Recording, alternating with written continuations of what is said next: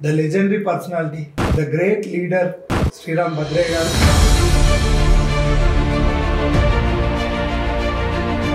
1000 ఓట్లు పడితే 900 ఓట్లు నా ఉపయోగపడ్డాయి.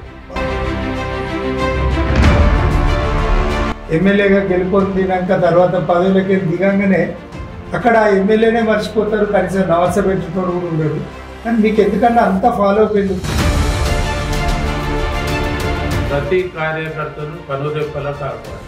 ఇప్పుడున్న యువతకు రాజకీయాలకు వస్తే మంచిదా రాకుండా మంచిదా మీ ఒపీనియన్ ఏంటంటే? రాకుండా ఇప్పుడు అండర్ గ్రౌండ్ ఉన్న వాళ్ళు కూడా నాశనం అయిపోయింది. ఇంత ధైర్యం ఎట్లేదు చెప్తా ఉన్న వార్తం. హైదరాబాద్లో ఈ డాన్లందరికీ మీరు డాన్ అని అంటారు.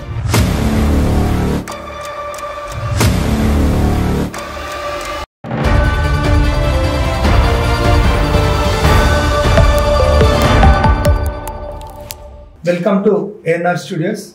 ఈరోజు మన లెజెండరీ పర్సనాలిటీస్ ఎపిసోడ్లో the legendary personality, the great leader Sriram Bhadre గారు పెద్దవంగర గ్రామం నుండి, ఉమ్మడి వరంగల్ జిల్లా గ్రామం నుండి ఈరోజు రాష్ట్ర వ్యాప్తంగా అందరు కూడా బీసీలలో ఒక ఆరాధ్య దైవంగా భావించే ఒక నేత ఈరోజు మన స్టూడియోకి రావడం, మన స్టూడియో వ్యూవర్స్ అందరి తరఫున వెల్కమ్ చెప్తూ మనం ఈరోజు మనకి ఇంటర్వ్యూకి అవకాశం ఇచ్చినటువంటి శ్రీరామ్ భద్రన్న గారికి ప్రత్యేక ధన్యవాదాలు తెలియజేసుకుంటూ. నమస్తే అన్న. నమస్కారం. మీరు చిన్నప్పుడే ఎమ్మెల్యే కావాలని ఒక ఆశయంతో వచ్చిండ్రానే?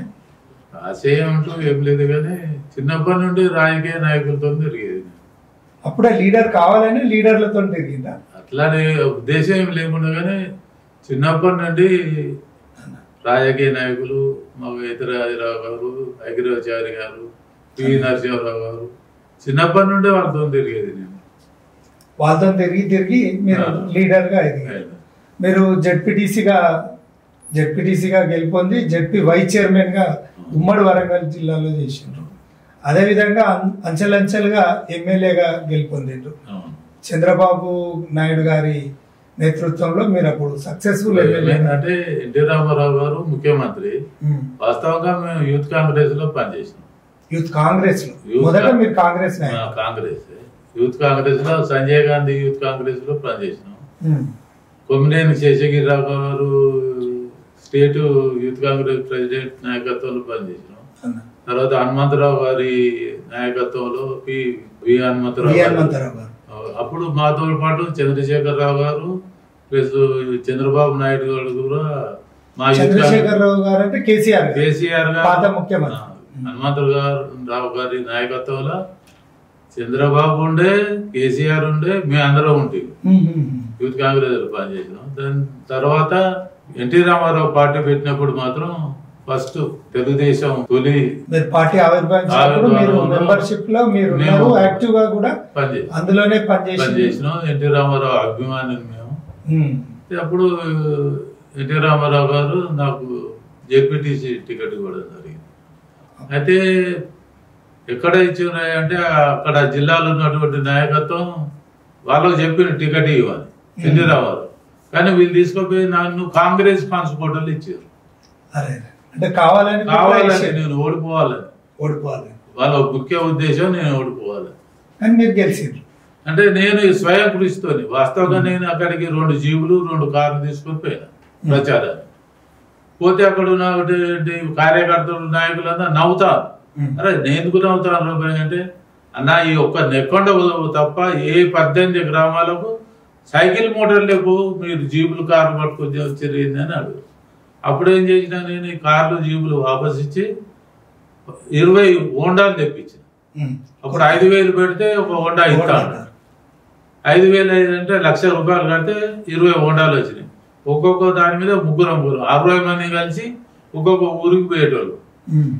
ఎక్కడికి పోయినా, ఏ గ్రామం పోయినా నాకు తెలిసిన దోస్తులంతా, వరంగల్ జిల్లాలో ఉన్న దోస్తులంతా వాళ్ళు ప్రచారం తిరుగుతారు.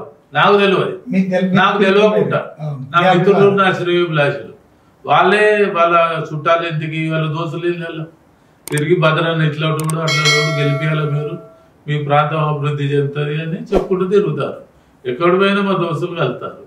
అయితే అక్కడ సైకిల్ మోటార్ ఎట్లా ఉంటుంది అంటే, ఈ ఊరికి పోవాలంటే ఒక డొంకల పోవాలి. డొంకలు పోతుంటే పోంగ పోరారు ముగ్గురు లేబట్టి మళ్ళా సైకిల్ మోటార్ అవతలేయాలి. అవతలేసి మళ్ళీ అట్లా 18 గ్రామాలు తిరిగినాం. 18 గ్రామాలు తిరిగినాం. బాగా పబ్లిక్ బాగా రెస్పాండ్ వచ్చింది.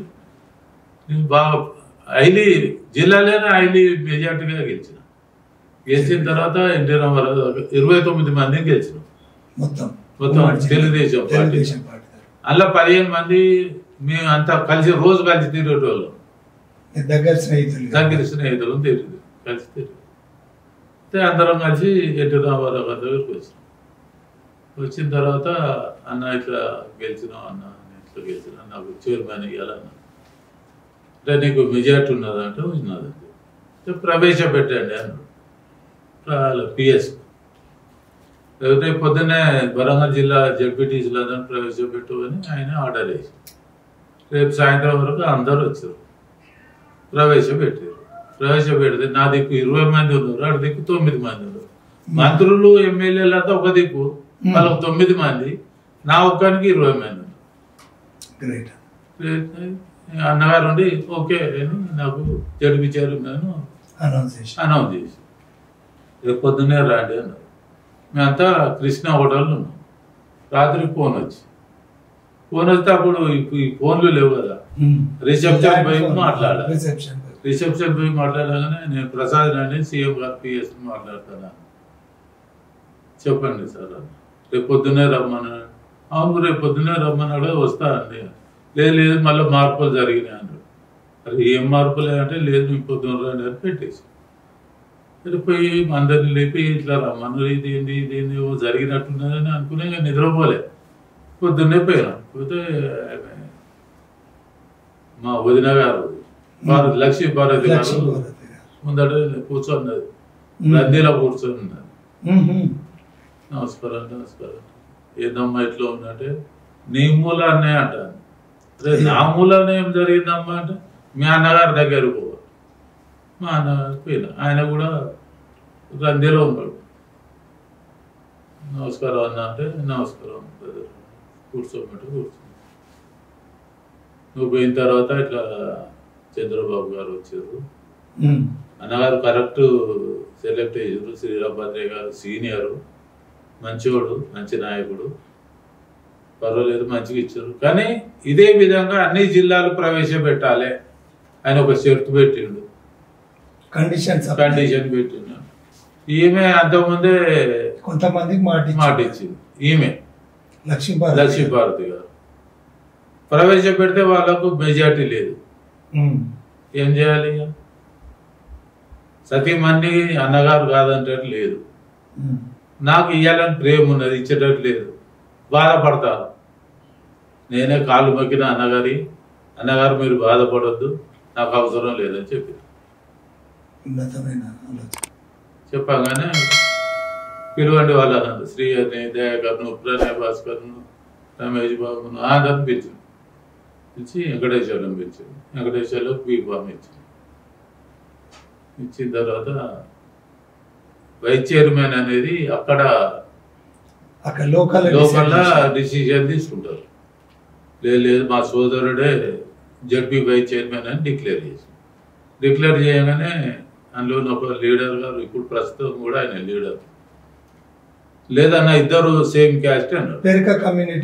ఇద్దరు ఒకటే క్యాస్ట్ అయితే ఎట్లా అన్నా ఏమని ఒకటేసారి లేచింది. ఆయనకి పౌరుషాన్ని ఆపుకోలేక, కోపాన్ని ఆపుకోలేక బాగా లేచిండు. లేవగానే అందరూ సడన్ వెళ్ళిపోయారు. అన్నగారు చెప్పింది కాబట్టి ఇక నేనే వైస్ చైర్మన్ అయినా. వెంకటేశ్వర్లో పిలిచి చెప్పాను, వెంకటేశ్వర్ జాగ్రత్తగా చూసుకో, చాంబరుడు చరిత్రలో ఎక్కడ లేదు. వైస్ చైర్మన్ కు, జిల్లా పరిషత్ చైర్మన్ కు చాంబర్ ఉండదు, అటెండర్ ఉండడు, ఎవరు ఉండదు, కుర్చీ ఉండదు. జడ్పీటీసీ కుర్చీ ఉండదు, జడ్పీ వైస్ చైర్మన్ కుర్చీ ఉండదు. అట్లాంటిది నాకు చాంబరు, బెల్లు, అటెండరు, జడ్పీటీసీలు అందరికి కుర్చీలు నా దాంట్లోనే 50 వేయించిన ఫుల్ జడ్పీ చైర్మన్ మాదిరిగానే నడిపించుకున్నాం. అయితే ఆ 18 గ్రామాలు సైకిల్ మోటార్ పోని గ్రామాలను నా 3.5 ఏళ్ళే నేను జడ్పీటీసీగా చేసింది. దాని తర్వాత ఎమ్మెల్యే మధ్యలోనే ఎమ్మెల్యే 3.5 సంవత్సరాల లోపు 18 గ్రామాలకు మట్టి రోడ్డు అయిపోయింది, కంకర్ రోడ్డు 3 లేయర్లు అయిపోయింది, డాంబర్ రోడ్డు అయిపోయింది. 18 గ్రామాలకు ఆర్టీసీ బస్సులు నడిచినాయి. ఆ గ్రామాలన్నీ మొత్తం ఎంటైర్ మండల్లో ఒక జిల్లా స్థాయిలో ఉండే ఆఫీసులన్నీ, మండల ఆఫీసు, ఎంఆర్ఓ ఆఫీసు, తహసీల్దార్, ప్రతిదీ, ఫైర్ స్టేషన్ తో సహా, నెక్కొండ రైల్వే బ్రిడ్జితో సహా అన్ని కూడా అన్ని ఈ 3.5 ఏళ్లలో చేసేసి బికాజ్ ఆఫ్ ఆ డెవలప్మెంట్ చూసే ఎమ్మెల్యేగా మిమ్మల్ని టికెట్ ఇవ్వడం జరిగింది. ఆ ఒక మండలం చేపట్టి నేను మీరు ఎమ్మెల్యేగా 5 మెజార్టీ అన్నట్టు. ఒక 1000 ఓట్లు పడితే 900 ఓట్లు నాకు పడ్డాయి. అట్లా అట్లా. కానీ ఇప్పుడు మనం మహబాద్ గ్రామంలో చూసుకుంటా అటు పోతుంటే చూస్తామన్నా, అక్కడ తండాలు ఎక్కువ, అంటే గిరిజనులు ఉన్నటువంటి ప్రాంతం ఎక్కువ మహబాద్లోనే ఉంటుంది. అక్కడ గ్రామాలలో శ్రీరామ్ భద్రన్న కాలనీ, శ్రీరామ్ భద్రన్న తండాలి, మీ పేరు ఇంకా అంటే ఇవాళ రేపు ఉన్నటువంటి పరిస్థితిలో ఒక 5 ఏళ్ళు ఎమ్మెల్యేగా గెలుపొందినాక తర్వాత పదవులకి దిగంగానే అక్కడ ఎమ్మెల్యేనే మర్చిపోతారు, కనీసం నమస్తే పెట్టేటోడు కూడా ఉండడు. కానీ మీకు ఎందుకన్నా అంత ఫాలో అప్ ఎందుకు? మీరు ట్రైన్లో దిగినప్పుడు కూడా మీరు జనాలు అంతమంది మీ గురించి వెయిట్ చేస్తుండేది. అక్కడ జనాలు మిమ్మల్ని, మీరు ఆ లోకల్ పోతే అందరు కలవడానికి, అంటే ఇంత ఫాలో అప్ ఎట్లా సంపాదించారు? నేను చిన్ననాటి నుండి కార్యకర్తగా పెద్దల దగ్గర తిరిగినోని, కార్యకర్తల యొక్క కష్ట సుఖాలు ఏందో తెలిసినోని. అయితే నన్ను తెలియని ప్రాంతానికి వస్తే కూడా నన్ను ఆదరించి గెలిపించినందుకు ఆ కార్యకర్తల యొక్క కష్టాలు తెలుసు కాబట్టి, కార్యకర్త ఏ కష్టం ఉండేదని తెలుసుకొని వాళ్ళ కార్యకర్త యొక్క కష్టాలు తీర్చేదేవాడిని. ఇప్పుడు ఏ పని మీద వస్తే ఆ పని వెంటనే అప్పటికప్పుడే. ఇప్పుడు బోర్ కావాలని అనుకో, బోర్ వెంబడే ప్రజలు. ఎగ్జాంపుల్, ఒక వ్యక్తి గురించి, కృష్ణమూర్తి అని శ్రీరామగిరిలో ఒక వైశ్య అతను, ఆయన ఇట్లా మాట్లాడుకుంటున్నాం వచ్చి ఏడుస్తాను. ఏడుస్తాను, ఏం కృష్ణమూర్తి ఎందుకు ఎడతాను అంటే, నా బిడ్డ పెళ్ళి ఉన్నదన్నా ఎడతాను. అరే ఒకతను పిలిచి కృష్ణమూర్తిని తీసుకుపోయి మాట్లాడుకోవాలి. మాట్లాడు 1 గంట 2 గంటల తర్వాత మళ్ళీ వచ్చాడు. మేము మాట్లాడుకుంటున్నాం. వచ్చాడు, ఏం కృష్ణమూర్తి అంటే ఇట్లా వణుకుతాడు, భయపడతాడు. ఏదో కూరగాయలు మూట పట్టుకొని వచ్చాడు, ఏడతాడు. ఏ కృష్ణమూర్తి అంటే ఆ మూట అక్కడ పెట్టి ఏడతాడు. ఎందుకయ్యా మళ్ళీ భయపడతాను, ఎందుకు వాడు పని చేయలేదా అన్న, చేసిండన్నా అని తిప్పేసరికి ఇంత కట్ట. అరే ఇంకేంది మరి ఎందుకు ఏడతాను అంటే, నేను ఎన్నడూ చూడలేదు అన్న ఇన్ని పైసలు, నాకు భయం అవుతానని ఏడతాను. అరే పిచ్చడా తీసుకో, నీ బిడ్డ పెళ్ళి చేసుకో ఫస్ట్, తర్వాత వాళ్ళ సంగతి లేదు. సైకిల్లో ఉన్నవానికి సైకిల్ మోటార్ కొనేటట్టు చేసిన అందరినీ కూడా జొన్నన్నం తింటూని వరన్నం తినేటట్టు చేసిన, సైకిల్ మోటార్ కార్లో తిరిగేటట్టు చేసిన, కార్లో తిరిగేటోని విమానాల్లో తిరిగేటట్టు చేసిన. ప్రతి కార్యకర్తను కనురెప్పలా కాపాడిన, ఎలాంటి కష్టం లేకుండా, పార్టీలకు అతీతంగా. పార్టీ గీటీ మన దగ్గర లేదు. ఎవ్వరు బీదోళ్ళు వచ్చినా కష్టం వచ్చింది అంటే భద్రాన్ని ఉన్నాడు మాకు. కానీ మీ నియోజకవర్గమే కాకుండా మీ గురించి విన్నటువంటి సందర్భంలో హైదరాబాద్లో ఈ డాన్లందరికీ మీరు డాన్ అని అంటారు. అంటే మీరు సినిమాలలో చూపించినట్టు కొంతమంది మేము చూసినాం, మేము అంటే ఐ విట్నెస్గా నేను కూడా ఉన్నా, మీ కాళ్ళకు దండ పెట్టడం, చేతులను ముద్దాగడం, అంటే వాళ్ళని మేము అడిగిన సందర్భం, అంటే మెచ్చుకోవడం కాదు, మీరు మహబాద్లో ఉంటే అక్కడికి వచ్చి కలవడం అనేది అట్లా ఎట్లా సాధ్యమైందంటే, నేను ఇక్కడ చిన్నప్పటి నుండి నేను మా ఊర్లోనూ 7-8 వరకు చదువుకున్నాను. దాని తర్వాత అనంతపురం చదువుకున్న, డిగ్రీ హైదరాబాద్ చదువుకున్నాను. చిన్నప్పటి నుండి డాన్లు ఏం కాదు, వాళ్ళు అట్లా ముద్రపడ్డది అంతేగాని వాళ్ళు డాన్లే కాదు, వాళ్ళు మనలాంటి వ్యక్తులే, వాళ్ళలాంటి మనుషులే, వాళ్ళంతా నా ఫ్రెండ్స్. వాళ్ళకి మహబాద్ తల్లిగారి లెక్క భావిస్తున్నారు. మీ దగ్గరికి అక్కడికి మీరు ఏడుంటే అడిగి వచ్చేటోళ్ళు, నేను ఇక్కడికి వచ్చేటోళ్ళు, వాళ్ళు ఎక్కడికి వచ్చేటోళ్ళు. వాళ్ళకి ఏదైనా ఆపద వచ్చినా సంపద వచ్చినా నన్ను ఒక గాడ్ ఫాదర్గా వాళ్ళు చూసుకుంటోళ్ళు. వాళ్ళు కూడా నేను నా అన్నదమ్ముల లెక్క, నేను వాళ్ళని స్నేహితులుగా చూసుకుంటోళ్ళు. చాలా మర్యాదస్తులు అట్లా దానిలోని. ఇంత మీరు వసుదైక కుటుంబం ఎట్లా తయారు చేశారు అంటే సీక్రెట్ ఇది. ఇవాళ రేపు అవసరానికి కలిసేటోళ్ళు ఉంటారు, అవసరం తీరంగానే వాడు ఎక్కడికో పోతాడు, కానీ ఇక్కడికి మర్చిపోరు. నా మిత్రులు అట్లాంటి వాళ్ళు ఎవరు లేరు. మిమ్మల్ని గుండెలో పెట్టుకొని చూసుకుంటారు. నేను వాళ్ళని అట్లా చూసుకుంటా, వాళ్ళు నన్ను అట్లా చూసుకుంటా. అంటే ఎందుకు అసలు అది ఎట్లా సార్? అది ప్రేమ. ఇవాళ లీడర్లు ఏంది అవసరానికి కార్యకర్తలు లీడర్లు తర్వాత మనం వాళ్ళను ఈ రోజులలో అట్లా మారిపోయారు కావచ్చు, కానీ గతంలో మా ఫ్రెండ్స్ అంటూ అట్లా ఎవరు లేరు. నాయకులు కూడా అప్పుడు గతంలో నాయకులు అలాంటి వాళ్ళు లేకుండా. ఈ రోజులు అంటే ఏమో తెలియదు, మేము ఇప్పుడు రాజకీయాలకు దూరంగా ఉన్నాం. కానీ ఎక్కడో మహబూబాద్ పెద్దవంగార నుండి వచ్చి ఇక్కడ హైదరాబాద్ లా ఇక్కడ ఉన్నటువంటి సందర్భంలో హైదరాబాద్ కాదు, ఇండియా మొత్తంలో నాకు స్నేహితులు ఉంటారు. ఇండియా మొత్తం. ఒక రోజు నేను కేరళకు పోయినా, మొత్తం అడవి ప్రాంతం. నేను మా దోస్తు ఇద్దరం పోతాంటే ఒక గుడిసె ఉన్నది అడవిలో. గుడిసెలో ఛాయ్ తాగుదామని ఆగాను. ఒక మోటార్ సైకిల్ అతను పోతాడు, పోకుండా వెనక తిరిగి చూసుకుంటూ పోతాడు. మాకు భయం అవుతుంది, అరే వీడియో వల్ల మనల్ని ఇట్లా చూసుకుంటూ పోతాడు. అడవి అది.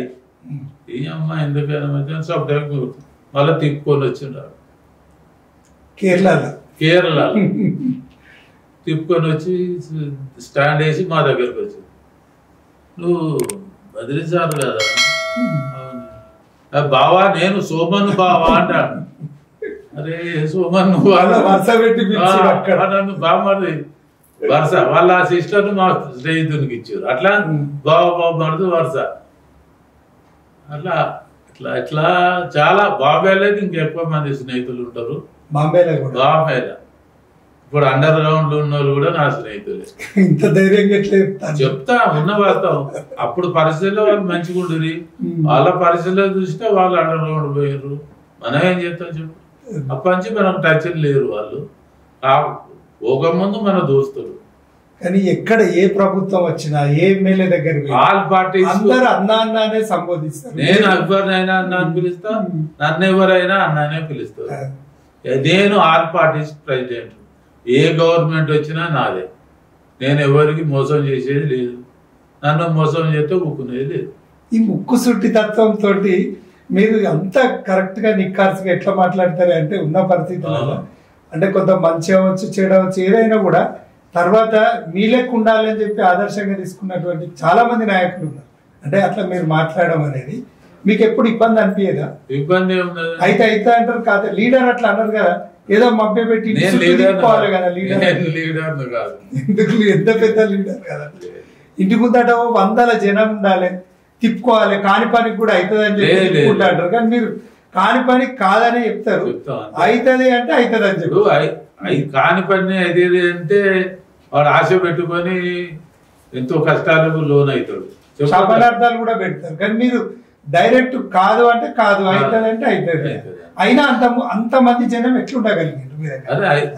ఏదన్నా ఫ్రాంక్ గా చెప్తాం కాబట్టి వానికి అవుతుందంటే అవుతుంది, కాదంటే కాదు, ఇస్తానంటే ఇస్తాం, లేదంటే లేదు. సూటిగా ఒక ప్రశ్న అన్న, మీరు మహబాద్ నియోజకవర్గం నుండి అది రెడ్ల రాజ్యం, వాస్తవానికి రెడ్ల రాజ్యం. మీరు ఒక బీసీ నాయకునిగా మీరుండి అక్కడ ఒక ఎమ్మెల్యే స్థాయిగా ఎదిగి అందరికీ న్యాయం చేసే పరిస్థితులలో ఈ కుల వివక్ష అనేది మీకు ఎప్పుడు రాలేదన్న? ఇబ్బంది రాలేదు? అంటే అందరూ ఏ కులపోలైనా కులం అనేది లేనే లేదు. భద్రనా అందరికి సెక్యులరిజం. మీరు సెక్యులరిజం 100% బ్రాండ్ అంబాసిడర్ అన్నట్టు. అంటే అక్కడ ఎస్టీ వాళ్ళు తండాలు పెట్టుకోవడం, రెడ్డిలు కూడా అక్కడ ఉండడం, అందరిని ఒక కుటుంబం లెక్క చూడడం. రెడ్డిస్ అయినా నాకే చేశారు, ఎందుకని రాలే కానీ కులాలకు అతీతంగా అందరూ A to Z నాకే చేశారు. బికాస్ ఆఫ్ భద్రన గెలిపేయాలి అంతే అని గెలిపించింది తప్ప. దాని తర్వాత నేను ఎమ్మెల్యే దిగిపోయిన తర్వాత నా కొడుకు జెడ్పీటీసీగా నెల్లిమూరులో గెలిచిండు అంటే ఎట్లా గెలిచిండు? విచిత్రం అది. అక్కడ టికెట్ ఇచ్చిండు అంతే, వీడు క్యాన్వాసింగ్ కూడా రాలే, నేనే తిరగాలి. భద్రన్న కొడుకట అట్లా ఓట్లు వేసి గెలిచి. ఓన్లీ భద్రన్న కొడుకనే గెలిచిండు, క్యాన్వాసింగ్ క్యాన్వాసింగ్ కూడా రాలేదు. నేనే తిరిగిన అప్పటి రాజకీయాలకు మొన్ననే కదా ఆయన గెలిచిండన్న మీ పేరు చెప్పుకొని ఇంకెంతో మంది లీడర్లు అయినారు. అందరు ఇవాళ అంటే ఒక మంత్రి ఎర్రబెల్లి దయాకర్ రావు గారు కూడా మీరు సహచరుగా ఉండి కూడా మీరు ఎప్పుడు కూడా నేనే పెద్ద అని అందరినీ చిన్నోడిని పెద్దోడిని వరుస పెట్టి పిలుస్తారు, అందరిని కలుపుకోపోతారు. దయాకర్ రావు గారు కూడా మీరు చాలా సపోర్ట్ చేసుకొని ఒకరికొకరికి మీరు ఆయనకి ఎంతో చేస్తే ఆ స్థాయికి ఉన్నారు. ఇప్పుడు ఆ రిలేషన్ ఉందా అన్న మరి? ఎందుకంటే వెల్మా రాజ్యంలో ఆయన మంత్రిగా ఉండే కదా, ఇప్పుడు నాకు ఎప్పుడు కలవలేదు. మంత్రిగా ఉన్నప్పుడు ఎప్పుడు కలవలేదు, ఒక్కసారి కూడా కలవలేదు, సింగిల్ టైం కూడా కలవలేదు. మీరు సహచరులుగా ఎమ్మెల్యేలుగా కూడా ఉన్నారు. ఆయన బాగా సపోర్ట్ చేసిన, ఆయనకు సపోర్ట్ చేసి ఎమ్మెల్యేగా 100% సపోర్ట్ చేసిన. ఆయన టికెట్ రావడానికి మీరు బస్సులు కూడా తీసుకుపోయినని అంటే జనం చెప్పుకున్నటువంటి తిండి ప్యాకెట్లు కానీ ఇవి కానీ ఇట్లాంటివి ఉన్నటువంటి సందర్భంలో అవన్నీ కూడా గురుత్వం ఉంటుందా అన్న? ఇక ఉంటుందా ఉండదా భగవంతుడు తెలుసు. నేనైతే ఆయనను మంచిగా చూసుకున్నా, నా సహాయశక్తులు ఆయనకు సాయం చేసిన. ఆయన చేసిందా నాకు చేయలేదా ఆయనకు తెలుసు, ఆయన భార్యకు తెలుసు, ఆయన ఎంబడున్న కార్యకర్తలకు న్యాయం. నేను ఆయన చేసినా లేదో ఆయన ఇంటర్వ్యూ చేసిన అడుగురు. ఇప్పుడు మనకు ఇప్పుడున్న కొండ సురేఖ గారు, కొండ మురళీధర్ రావు గారు, వాళ్ళు కూడా కుటుంబంలో మీరు ఒక వ్యక్తిగా ఉంటారు. చిన్నప్పటి నుండి టీనేజ్ నుంచి వాళ్ళు ఇద్దరు తెలుసు. వరంగల్ ప్రస్థానంలో అందరు నాయకులు కూడా మిమ్మల్ని వచ్చి కలవడానికి కారణం ఏంటి? ఏ పార్టీ నుండి ఏ ఎమ్మెల్యే గెలిచినా మేము మా భద్రన్న మా అన్న అని చెప్పు. నేను అన్నానే పిలుతా, వాళ్ళ అన్నానే పిలుతా. ఒక మురళి తమ్ముడు, చిన్న అబ్బాయి, చిన్నోడు పెద్దోడు. అయినా అప్పటి మర్యాదలు అప్పటి నుంచి ఇప్పటి నుండి కూడా కంటిన్యూగా అయితేనే ఉంది. ఇద్దరి మధ్యలో మంచి సంబంధాలే ఉన్నాయి. సురేఖ మాకు దగ్గర, మురళి అయిన దగ్గరే.